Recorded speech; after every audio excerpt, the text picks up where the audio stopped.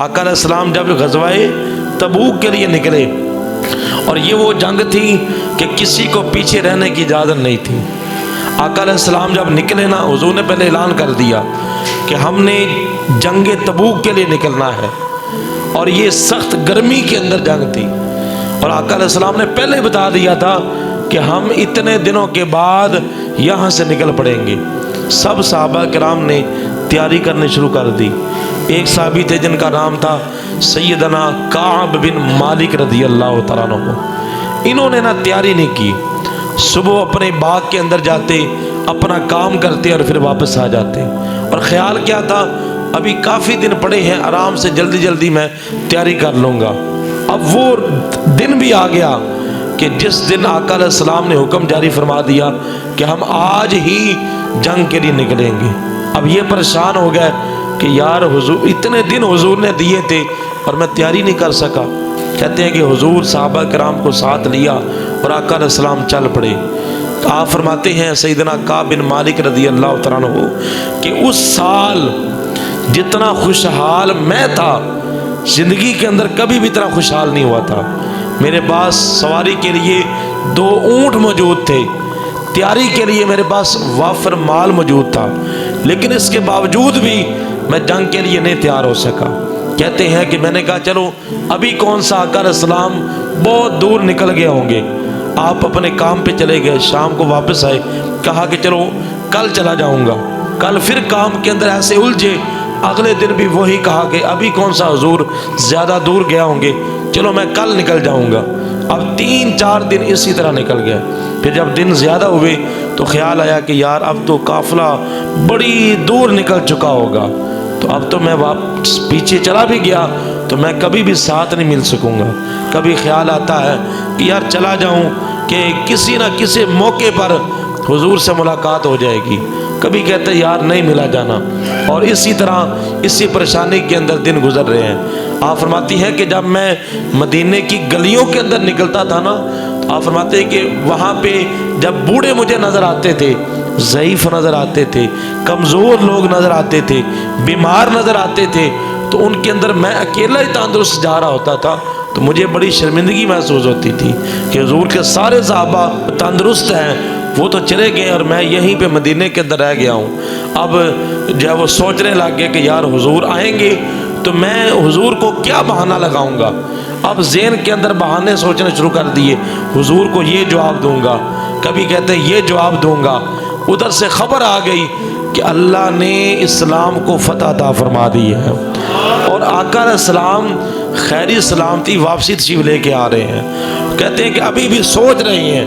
جناب جابر رضی اللہ تعالیٰ عنہ صحابی رسول فرماتی ہیں یہ جنگ اتنی مشکل تھی کہ پانی پینے کے لیے ایک قطرہ بھی ہمارے پاس موجود نہیں تھا، اور ہم پتہ کیا کرتے تھے، ہم درختوں کے پتے اتار کے کھاتے تھے۔ آپ فرماتے ہیں اس سواری کے لیے ایک اونٹ 10 صحابہ کرام کے پاس تھا، اور باری باری اس پر سوار ہوتے تھے۔ 10 صحابہ کو ایک اونٹ دیا گیا کہ جو باری باری اپنی باری کے ساتھ اس اونٹ پر سوار ہوتے تھے۔ یہ حالات تھے۔ آپ فرماتے ہیں کہ جب ہمیں پانی کی زیادہ موت کی ہمیں قربت محسوس ہوتی، ہم ایک بندے کا اونٹ ذبح کرتے، اور اونٹ کے پیٹ سے جو پانی نکلتا تھا ہم اس کو پی کر گزارا کرتے تھے، اس کی چربی کو پگھلا کر ہم اس کو پی کر گزارا کرتے تھے۔ پانی نہیں تھا، اور حالت یہ ہوئی کہ ہم کسی کے پاس کوئی بندہ پانی مانگنے کے لیے جاتا تھا نا تو اپنا سر نیچے لٹکا کے آتا تھا، پانی ہوتا نہیں تھا کسی کے پاس۔ یہ حالات تھے۔ خبر ملی کہ اللہ تعالیٰ کی ایک صحابی آئے، عرض کی یا رسول اللہ صلی اللہ علیہ وسلم پانی کی قلت ہے، آپ دعا فرما دیں۔ پھر میرے اور آپ کے آقا علیہ السلام نے اللہ کی بارگاہ کے اندر پانی کے لیے ہاتھ اٹھائے۔ ابھی حضور کے ہاتھ نیچے ہی نہیں آئے تھے کہ اللہ تعالیٰ نے بارش کا نزول فرما دیا۔ پھر صحابہ کرام نہائے، صحابہ کرام نے اپنے مشکیزوں میں پانی بھرا، اپنے جانوروں کو پانی پلایا، اور پانی جمع بھی کر لیا۔ خبر ملی کہ حضور خیر سلامتی واپسی تشریف لے کے آ رہے ہیں، اور اتنی دیر کے بعد یا اتنے دنوں کے بعد واپسی پہنچ جائیں گے۔ جیسے جیسے دن قریب آتے ہیں تو بہانے آپ سوچتے جا رہے ہیں۔ اب وہ عین وقت آ گیا کہ آقا علیہ السلام مدینہ شریف میں داخل ہوئے اور حضور نبی پاک صلی اللہ علیہ وسلم کی عادت مبارکہ تھی کہ آقا علیہ السلام جب بھی کسی بھی سفر سے واپسی آتے تھے تو حضور علیہ السلام سب سے پہلے مسجد میں آتے تھے، 2 نفل ادا کرتے شکرانے کی، اور اس کے بعد حضور اپنی بیٹی سیدہ فاطمہ الزہرا رضی اللہ تعالی عنہا کے گھر میں تشریف لے کے جاتے تھے۔ اس کے بعد آقا علیہ السلام اپنی باقی ازواج مطہرات کے گھر میں تشریف لے کے جاتے تھے۔ کہتے ہیں کہ جب آقا علیہ السلام گھر میں مسجد میں پہنچے ہیں نا تو 80 لوگ حضور کی بارگاہ میں آئے، وہ بھی نہیں گئے تھے جنگ کے اندر، وہ اپنے گھروں کے اندر بیٹھے ہوئے تھے۔ ایک نے کہا حضور میری یہ وجہ تھی، حضور میرا یہ، ہر نے اپنا عذر بیان کیا۔ آقا علیہ السلام نے سب کو معافی عطا فرما دی اور ان کے لیے اللہ کی بارگاہ میں بخشش کی دعا کی، اے اللہ یہ بندہ فلاں وجہ سے نہیں جا سکا، اسے معاف فرما دے، اے اللہ یہ بندہ فلاں وجہ سے نہیں جا سکا، اسے معافی عطا فرما دے۔ کہتے ہیں کہ میرے ذہن میں خیال آیا کہ میں بھی حضور کی بارگاہ میں چلا جاؤں تو آقا علیہ السلام میرے لیے بھی بخشش کی دعا کر دیں گے۔ اس سے پہلے آپ جنگ بدر کے اندر میں نہیں جا سکے تھے، اور جب حضور وہاں پہ پہنچے نا میدان کے اندر، صحابہ کرام فرماتے ہیں کہ حضور نے رستے کے اندر نہیں ان کا پوچھا، جب حضور وہاں پہ پہنچ گئے خیمے لگا دیے، اس وقت حضور نے پوچھا تھا کہ یار یہ کعب بن مالک کو کیا ہو گیا ہے، آج یہ جنگ کے اندر نہیں آ سکے، خیر تو ہے، ان کو کیا ہو گیا ہے؟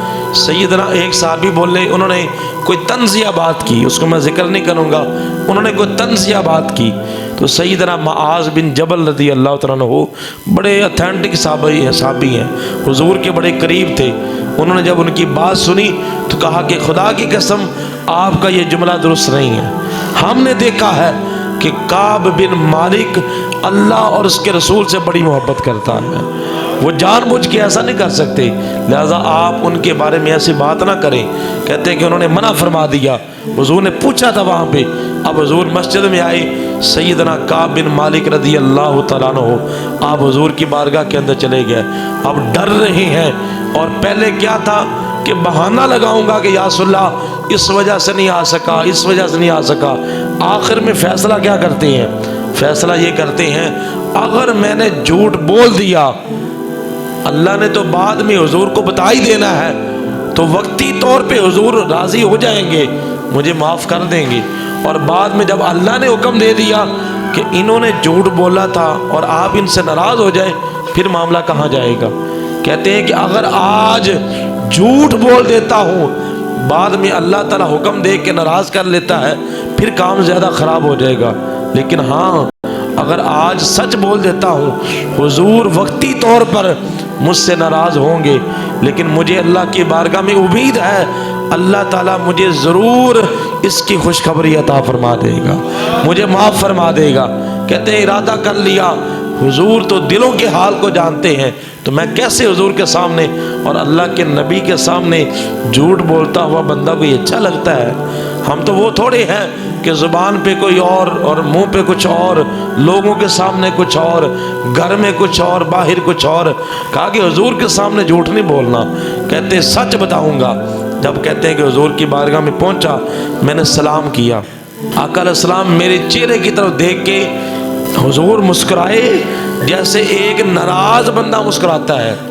کئی محفل میں بیٹھے ہو نا، یعنی جب دوستوں کی محفل ہو اور 2 بندے لڑے ہوئے ہوں، ان میں سے ایک بندہ کوئی ہنسنے والی بات کر دے اور دوسرے کو مجبوراً ہنسنا پڑ جائے، تو پتہ چل جاتا ہے کہ تو ہنس رہے ہیں، اندر وہ خوش نہیں ہے۔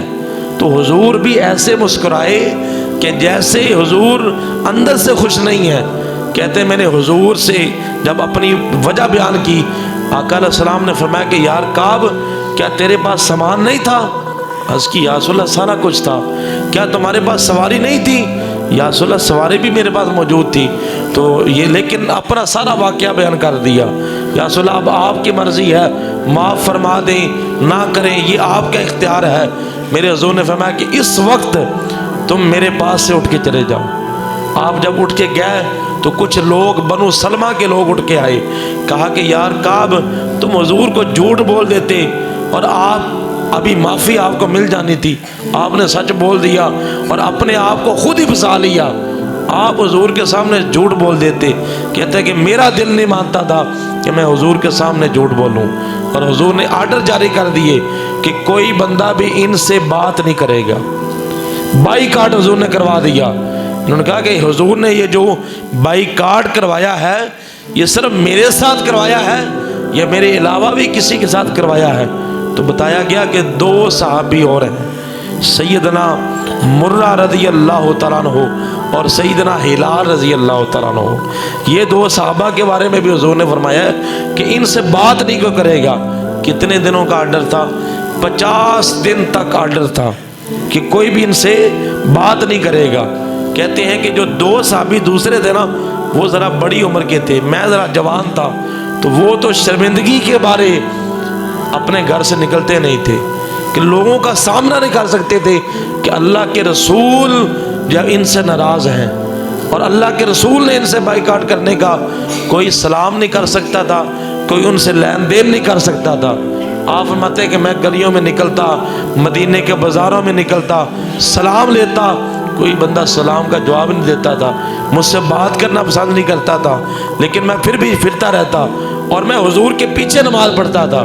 کہتے ہیں کہ میں کوشش ہوتی تھی کہ آقا علیہ السلام کے نا دائیں سائڈ پہ نماز پڑھوں، کیونکہ حضور السلام نماز پڑھا کے نا اس طرف چہرہ کر کے بیٹھ جاتے تھے.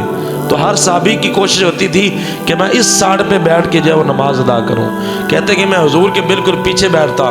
اب حضور کو میں دیکھتا، محبت والی بات جو میں نے پڑھی ہے کمال کی بات ہے. کہتے ہیں کہ میں حضور کو دیکھتا، جب میں حضور کو دیکھتا حضور مجھے نہ دیکھتے، اور جب میں ادھر منہ کر لیتا تو حضور مجھے دیکھتے. سبحان اللہ. یعنی حضور کو بھی کتنی محبت تھی ان کے ساتھ. کہتے جب میں، یہ بخاری مسلم کی جس سے بات ہے اور قرآن کا بھی میں آپ کے سامنے آیت پڑھی ہے کہ آپ فرماتے جب حضور کو دیکھتا تو حضور جو ہے وہ اکثر ایسا ہوتا ہے، ہمارے ساتھ بھی ہوتا ہے کہ ہم جس بندے کو ناپسند کرتے ہیں لیکن اللہ تعالیٰ بعد کا اس بندے کے بارے میں نا دل میں محبت ڈال دیتا ہے. اب شرمندگی ہوتی ہے یار کیسے اس بندے سے بات کروں، پھر بندہ نا جب اس کا منہ ادھر ہونا پھر بندہ اس کو دیکھ لیتا ہے. تو ایسے ہی فرماتے ہیں کہ مجھے تو حضور سے کوئی ایسے معاملہ نہیں تھا، جب میں حضور کو دیکھتا تھا اور پتہ چل جاتا ہے کوئی بندہ ہمیں دیکھ رہا ہو نا سائڈ سے، ہمیں پتہ چل جاتا ہے کہ کوئی ہمیں دیکھ رہا ہے، جب ہم دیکھیں گے فوراً ادھر منہ کر لیتا ہے اور شو یہ کرواتا ہے کہ میں تمہیں دیکھ نہیں رہا تھا. کہتے ہیں کہ حضور اس وقت دیکھتے جب میں دوسری سائڈ پہ منہ کر لیتا. جے میں انہوں ویکھاں تے او نہ ویکھے تے جے میں نہ ویکھاں تے او ویکھے. کہتے ہیں کہ جب حضور کو دیکھتا ہوں تو حضور مجھے نہیں دیکھتے تھے. کہتے ہیں کہ ہمارے اوپر زمین تنگ ہو گئی اور ہمیں زمین کے اوپر نا ایسے لگنے لگا کہ ہم مدینے کے رہنے والے نہیں ہیں.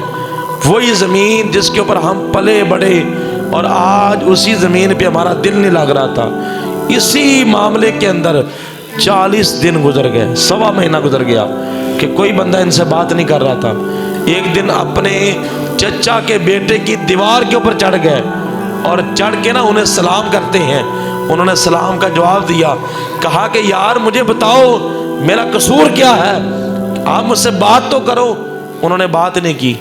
اس کے بعد پھر اللہ کی قسم دی، کہا آپ کو خدا کی قسم ہے آپ میرے ساتھ بات کریں. حضرت ابو قتادہ ان کا نام تھا. کہا میرے ساتھ بات کریں. انہوں نے پھر بھی بات نہیں کی. تیسری بار پھر اللہ کی قسم دے کے کہا یار مجھ سے بات تو کرو. انہوں نے صرف اتنی بات کی کہ اللہ اور اس کے رسول ہی بہتر جانتے ہیں، بس ہم آپ سے بات نہیں کر سکتے. کہتے ہیں کہ پھر 40 دنوں کے بعد حضور نے اگلا آرڈر جاری کر دیا. وہ آرڈر کیا تھا کہ اپنی بیوی کے قریب بھی نہیں جانا، اپنی ازواج سے بھی علیحدہ ہو جاؤ. سیدنا کعب رضی اللہ تعالیٰ عنہ اپنی بیگم کو کہتے ہیں کہ تم نا اپنی والدین کے گھر چلی جاؤ. حضور نے آرڈر دیا ہے اپنی بیگم سے بھی علیحدہ ہو جاؤ. تو جب تک کوئی آیت نہیں آ جاتی، کوئی توبہ کا معاملہ نہیں آ جاتا، تب تک نا آپ نے اپنی امی کے گھر رہنا ہے. میں آپ کو بلا لوں گا. آپ کی زوجہ کی آپ نے انہیں کہہ دیا. پھر جو دوسرے صحابی تھے وہ ذرا ضعیف تھے، ان کی بیگم حضور کی بارگاہ میں پہنچ گئی. عرض کرتی ہیں یا رسول اللہ آپ جانتے ہیں کہ وہ ضعیف ہیں، بوڑھے ہیں اور ان کے جسم میں طاقت نہیں ہے اور ان کا آگے پیچھے کوئی ہے ہی نہیں کہ جہاں پہ جہاں وہ چلے جائیں تو اس لیے آپ نے علیحدہ ہونے کا بھی حکم دے دیا ہے۔ یا رسول اللہ پھر وہ کہاں پہ، ان کی تو خیال رکھنے والا کوئی نہیں ہے، تو کہاں پہ جائیں گے؟ تو میرے حضور نے فرمایا کہ ٹھیک ہے، تم دونوں ایک گھر میں رہ سکتے ہو، لیکن تم ایک دوسرے کے قریب نہیں آ سکتے۔ آقا علیہ السلام نے پھر یہ آرڈر جاری کیے کہ اپنی ازواج کے قریب نہیں جانا، لیکن کعب بن مالک رضی اللہ تعالیٰ عنہ نے اپنی زوجہ کو اپنے والدین کے گھر میں بھیج دیا۔ 10 دنوں کے بعد آپ فرماتے ہیں کہ اس قدر ہم بھٹکتے تھے، ہمیں آسمان پہ اندھیرا نظر آتا تھا، زمین تنگ نظر آتی تھی۔ پھر کیا ہوا؟ 10 دنوں کے بعد پھر اللہ نے قرآن نازل فرما کے ہماری علل اعلان معافی کا اعلان فرما دیا۔ کہتے پھر قرآن نازل ہوا، یہ جو آیت پڑھی ہے وَعَلَى الثَّلَاثَةِ الَّذِينَ خُلِّفُوا، وہ 3 لوگ جو پیچھے رہ گئے تھے، حَتَّى إِذَا ضَاقَتْ عَلَيْهِمُ الْأَرْضُ، اللہ فرماتا ہے یہاں تک کہ جب ان کے لیے زمین تنگ ہو گئی تھی، پھر کیا ہوا؟ بِمَا رَحُبَتْ، اور فرمایا کہ پھر اللہ تعالیٰ کی ذات نے، ان کے نفس تنگ ہو گئے تھے اور جان کے لالے اور اپنی موت کی تمنا کرنے لگے۔ پھر اللہ فرماتا ہے ہم نے انہیں زندگیاں عطا فرمائی۔ پھر آپ فرماتے ہیں کعب بن مالک رضی اللہ تعالیٰ عنہ، آپ فرماتے ہیں جب قرآن نازل ہوا نا تو پھر کیا ہوا؟ پھر ایک لوگ ہمیں مبارکباد دینے کے لیے آنے لگے کہ مبارک ہو، اللہ کے ذات کی طرف سے معافی کا اعلان آ گیا ہے۔ جس طرح عمرے سے بندہ آئے، حج سے واپس آئے تو لوگ مبارکباد دینے کے لیے آتے ہیں، ایسے ہی مدینے کے جتنے لوگ تھے، یعنی آپ لوگوں کی آپ سے محبت تھی، کوئی بغض نہیں تھا، لوگ مبارکباد ٹولے دا ٹولے آنے لگے، ہر گھر کے فرد آنے لگا۔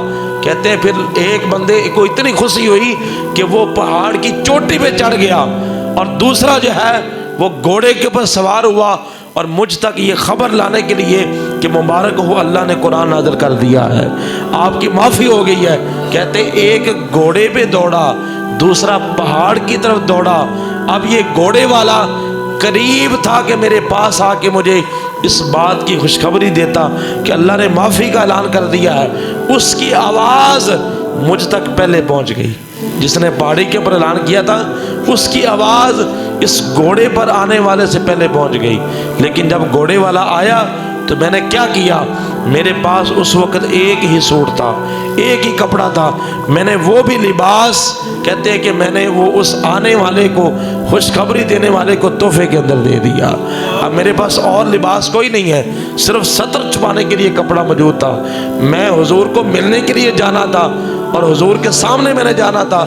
کہتے ہیں کہ میں نے کسی سے ادارا سوٹ مانگا کہ تھوڑی دیر کے لیے میں حضور سے ملاقات کرنے کے لیے جا رہا ہوں، مجھے آپ اپنا سوٹ دے دیں۔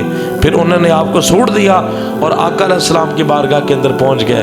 پھر فرماتے ہیں کہ حضور آپ کھل کے مسکرائے اور حضور نے اب مجھے مبارکباد دی۔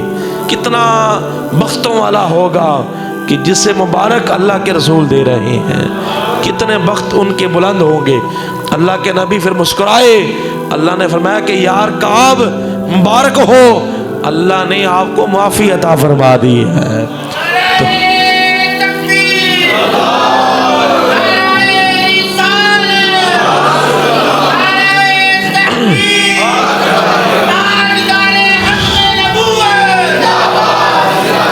تو یہ ہے کہ جب انسان توبہ کا ارادہ کر لیتا ہے